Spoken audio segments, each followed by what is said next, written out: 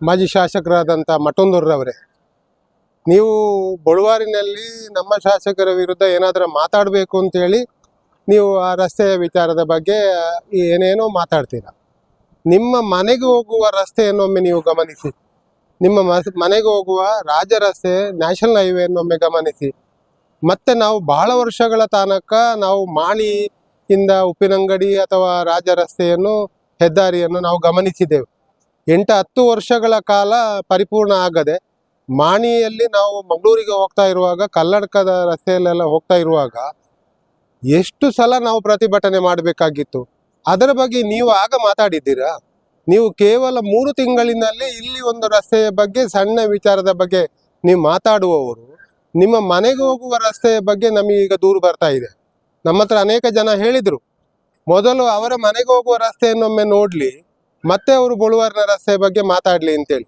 ಅದರ ಬಗ್ಗೆ ನೀವು ನಿಮ್ಮ ಪಾರ್ಲಿಮೆಂಟ್ ಸದಸ್ಯರು ಬ್ರಿಜೇಶ್ ಶೌಟರಲ್ಲಿ ಮಾತಾಡಿದ್ದೀರಾ? ಅಥವಾ ಅವರ ವಿರುದ್ಧ ಪ್ರತಿಭಟನೆ ಮಾಡಿದ್ದೀರಾ? ಅಥವಾ ಅದನ್ನು ಸರಿಪಡಿಸಲಿಕ್ಕೆ ಏನಾದರೂ ಹೇಳಿದ್ದೀರಾ? ಅದನ್ನು ಬಿಟ್ಟು ಈ ಎಲ್ಲ ಸಣ್ಣ ಪುಟ್ಟ ವಿಚಾರಗಳನ್ನು ಹಿಡ್ಕೊಂಡು ನೀವು ಏನೂ ಇಲ್ಲದ್ದೇನೋ ಏನೋ ಒಂದು ರೀತಿಯ ಉತ್ಪ್ರೇಕ್ಷೆಯಾಗಿ ಮಾತಾಡುವಂಥದ್ದು ನಿಮಗೆ ಹಿತ ತರುವಂಥದ್ದಲ್ಲ. ಹಾಗಾಗಿ ನಿಮಗೆ ನಾನು ಹೇಳ್ತಾ ಇದ್ದೇನೆ, ನಿಮ್ಮ ಮನೆಗೆ ಹೋಗುವ ದಾರಿ ಮತ್ತು ಆ ಹೆದ್ದಾರಿಯನ್ನು ಸರಿಪಡಿಸಲಿಕ್ಕೆ ಅವಶ್ಯಕತೆ ಇದ್ದರೆ ನಮ್ಮ ಶಾಸಕರನ್ನೊಮ್ಮೆ ಭೇಟಿಯಾಗಿ ಅದನ್ನು ಸಹ ಸರಿಪಡಿಸುವಂಥ ಕೆಲಸಕ್ಕೆ ನೀವು ಮುಂದೆ ಹೋಗಿ ಅಂತೇಳಿ ನಿಮ್ಮಲ್ಲಿ ನಾನು ವಿನಂತಿಯನ್ನು ಮಾಡಿಕೊಳ್ತಾ ಇದ್ದೇನೆ. ಕಳೆದ 3 ವರ್ಷಗಳಿಂದ ಪುತ್ತೂರಿನಲ್ಲಿ ಸರ್ವ ರೀತಿಯ ಅಭಿವೃದ್ಧಿಯ ಪರ್ವಗಳು ನಡೀತಾ ಇದೆ. ಸನ್ಮಾನ್ಯ ಅಶೋಕ್ ಕುಮಾರ್ ರೈ ಅವರು ಪುತ್ತೂರಿನ ಶಾಸಕರಾದ ನಂತರ ಸುಮಾರು 2,500ಕ್ಕಿಂತಲೂ ಮಿಕ್ಕಿ ಅನುದಾನವನ್ನು ಪುತ್ತೂರಿಗೆ ತರಿಸಿ ಇವತ್ತು ಎಲ್ಲ ವಿಭಾಗಗಳಲ್ಲಿ, ಮುಖ್ಯವಾಗಿ ರಸ್ತೆ, ಮೋರಿ, ಕುಡಿಯುವ ನೀರು, ಮೆಡಿಕಲ್ ಕಾಲೇಜು ಸಹಿತ ಅನೇಕ ಅಭಿವೃದ್ಧಿ ಕೆಲಸ ಕಾರ್ಯಗಳು ಇವತ್ತು ಆಗ್ತಾ ಇದೆ. ನಾನು ಇವತ್ತು ಈಗ ಬಳುವಾರಿನಿಂದ ಉಪ್ಪಿನಂಗಡಿ ಹೋಗುವ ಮುಖ್ಯ ರಸ್ತೆಯಲ್ಲಿದ್ದೇನೆ. ಬಳುವಾರು ಜಂಕ್ಷನ್ನಲ್ಲಿ ಒಂದು ಸರ್ಕಲ್ ನಿರ್ಮಾಣ ಆಗ್ತಾ ಇದೆ. ಮತ್ತೊಂದು ಸರ್ಕಲ್ ಈಗ ಆಂಜನೇಯ ಕ್ಷೇತ್ರದ ಹತ್ತಿರದಲ್ಲಿ ಸರ್ಕಲ್ ನಿರ್ಮಾಣ ಆಗ್ತಾ ಇದೆ. ನಾವೆಲ್ಲ ಗಮನಿಸ್ತಾ ಇರುವಂಥ ಅತ್ಯುತ್ತಮವಾದ ಮೇಲ್ದರ್ಜೆಯ ಒಂದು ಗುಣಮಟ್ಟದ ಕಾಂಕ್ರೀಟ್ ರಸ್ತೆಯನ್ನು ತಾವೆಲ್ಲ ಗಮನಿಸ್ತಾ ಇರ್ಬೋದು. ಈ ರಸ್ತೆಯ ನಿರ್ಮಾಣಕ್ಕಾಗಿ ಸುಮಾರು 38 ಕೋಟಿ ರೂಪಾಯಿಗಳನ್ನು ಸನ್ಮಾನ್ಯ ಅಶೋಕ್ ಕುಮಾರ್ ರೈ ಅವರು ಇವತ್ತು ಅನುದಾನವನ್ನು ಮೀಸಲಿರಿಸಿ ಪುತ್ತೂರಿನಿಂದ ಇವತ್ತು ಭಾಳ ಮುಖ್ಯವಾಗಿ ಮೆಡಿಕಲ್ ಕಾಲೇಜು ಆಗುವಂಥ ಪ್ರದೇಶಕ್ಕೆ ಹೆಬ್ಬಾಗಿಲಾಗಿರುವಂಥ ಬಳುವಾರಿನಿಂದ ಒಂದು ಸರ್ಕಲ್ ಬಳುವಾರಿನಲ್ಲಿ, 2ನೇ ಸರ್ಕಲ್ ಆಂಜನೇಯ ಕ್ಷೇತ್ರದ ಬಳಿಯಲ್ಲಿ ಇವತ್ತು ನಿರ್ಮಾಣಗೊಳ್ಳುತ್ತಾ ಇರುವಂಥದ್ದು.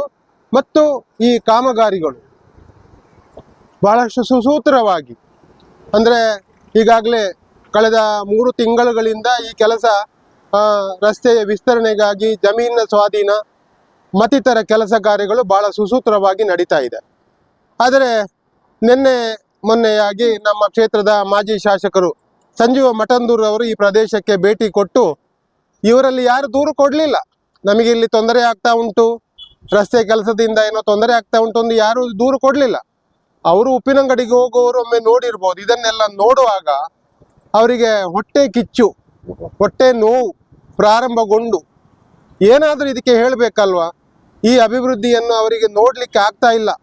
ಪುತ್ತೂರಿನಲ್ಲಿ ಈಗ ಕಳೆದ 3 ವರ್ಷದಿಂದ ಆಗ್ತಾ ಇರುವ ಕೆಲಸ ಕಾರ್ಯಗಳನ್ನು ನೋಡಿ ಅವರಿಗೆ ಒಂದು ದಿನವೂ ನೆಮ್ಮದಿ ಇಲ್ಲ. ನನ್ನ ಕಾಲದಲ್ಲಿ ನಾನು ಏನೂ ಮಾಡಲಿಕ್ಕಾಗಲಿಲ್ಲ, ಈಗ ಅಶೋಕ್ ರೈ ಅವರು ಈ ರೀತಿಯೆಲ್ಲ ಅಭಿವೃದ್ಧಿ ಮಾಡ್ತಾ ಇದ್ದಾರಲ್ವ. ಪುತ್ತೂರಿಗೆ ಮೆಡಿಕಲ್ ಕಾಲೇಜು ತಂದು ಬಿಟ್ಟರು, ಪುತ್ತೂರಿಗೆ ಕುಡಿಯುವ ನೀರನ್ನು ತಂದರು. ಇವತ್ತು ಹಳ್ಳಿಗಳಲ್ಲಿ ಗ್ರಾಮಗಳಿಗೆ ಭೇಟಿ ಕೊಡ್ತಾರೆ. ಎಲ್ಲ ಕಡೆಗಳಲ್ಲಿ ರಸ್ತೆ ಕಾಮಗಾರಿಗಳು, ಹಳ್ಳಿಗಳ ರಸ್ತೆಗಳನ್ನು ಅಭಿವೃದ್ಧಿ ಪಡಿಸುವಂಥದ್ದು ಮತ್ತು ಬಡವರಿಗೆ ನಿವೇಶನಗಳನ್ನು ಕೊಡುವಂಥದ್ದು ಯಾವ ವಿಧದಲ್ಲಿ ಕೇಳಿದರೂ ಪುತ್ತೂರಲ್ಲಿ ಇವತ್ತು ಒಂದು ರೀತಿಯ ಇನ್ನು ಯಾರಿಗೂ ಮಾಡಲಿಕ್ಕೆ ಸಾಧ್ಯ ಇಲ್ಲ. ನಾನು ಅನೇಕ ಬಾರಿ ಹೇಳಿದೆ, ಇಡೀ ಕರ್ನಾಟಕದಲ್ಲಿ ಒಬ್ಬ ಶಾಸಕರಾಗಿ ಇಷ್ಟು ಕೆಲಸವನ್ನು ಯಾರಿಗೂ ಮಾಡಲಿಕ್ಕೆ ಸಾಧ್ಯ ಇಲ್ಲ.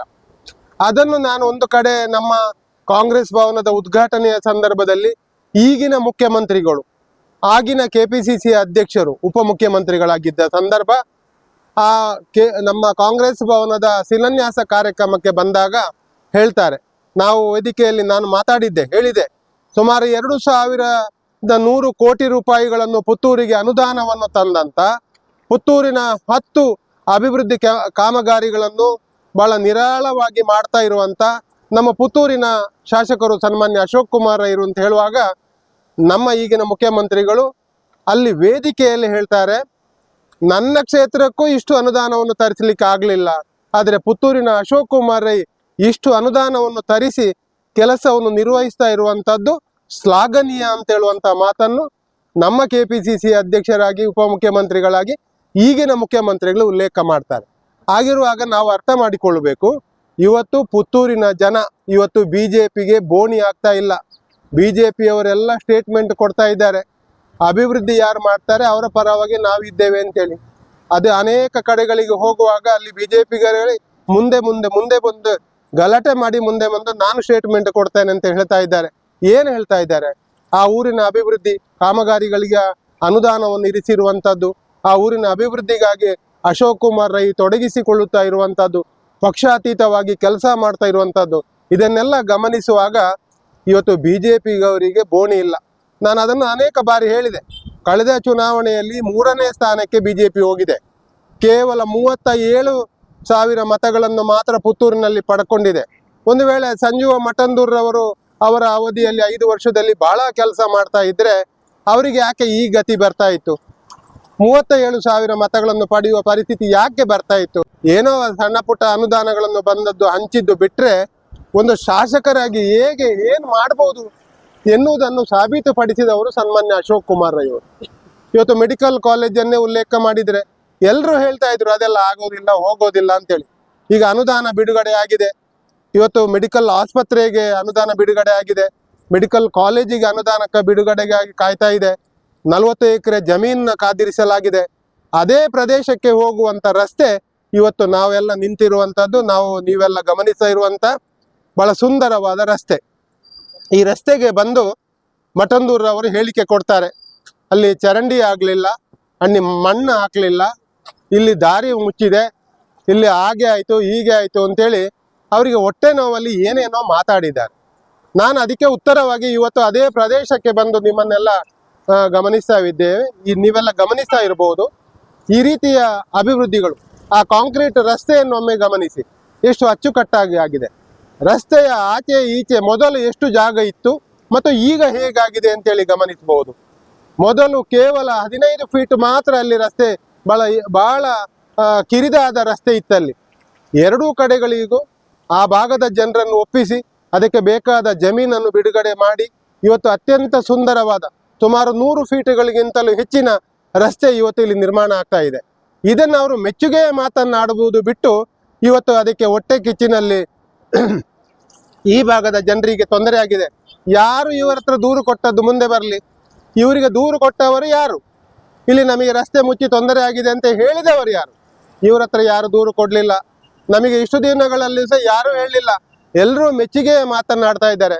ನಮ್ಮ ಶಾಸಕರು ಇಷ್ಟು ಒಳ್ಳೆಯ ಕೆಲಸವನ್ನು 38 ಕೋಟಿ ರೂಪಾಯಿಗಳನ್ನು ಇಟ್ಟಿದ್ದಾರೆ. ಇಲ್ಲಿ ಕೇವಲ 3 ಕಿಲೋಮೀಟರಿಗೆ 38 ಕೋಟಿ ರೂಪಾಯಿಯಲ್ಲಿ ಸುಮಾರು 1 ಫೀಟ್ ದಪ್ಪದ ಕಾಂಕ್ರೀಟ್ ಅನ್ನು ಹಾಕಿ ಎರಡೂ ಕಡೆಗಳಲ್ಲೂ ಡಬಲ್ ರೋಡನ್ನು ಅತ್ಯಂತ ಅಚ್ಚುಕಟ್ಟಾಗಿ, ಅಲ್ಲದೆ ನಮ್ಮ ಪುತ್ತೂರು ನಗರ ಪ್ರಾಧಿಕಾರದಿಂದ ಎರಡೂ ಕಡೆಗಳಲ್ಲಿ ಸರ್ಕಲ್ ಅನ್ನು ನಿರ್ಮಾಣ ಮಾಡುವುದರ ಮೂಲಕ ಇವತ್ತು ಜನರ ಮೆಚ್ಚುಗೆಗೆ ಪಾತ್ರರಾಗಿದ್ದಾರೆ.